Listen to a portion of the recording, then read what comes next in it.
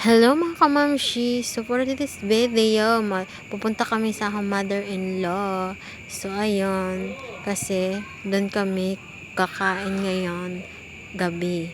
Kasi dumating yung sister-in-law ko galing probinsya. So doon kami pupunta.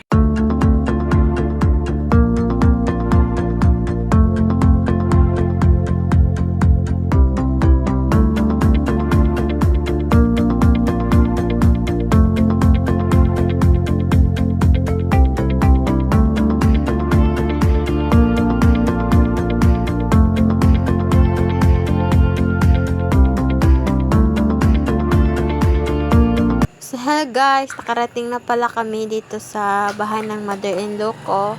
Dahan-dahan lang tayo guys kasi madilim yung daan papunta sa kanila. So, yun, lakad-lakad muna tayo. So, sumunod na tayo guys. Ang dami pala nila.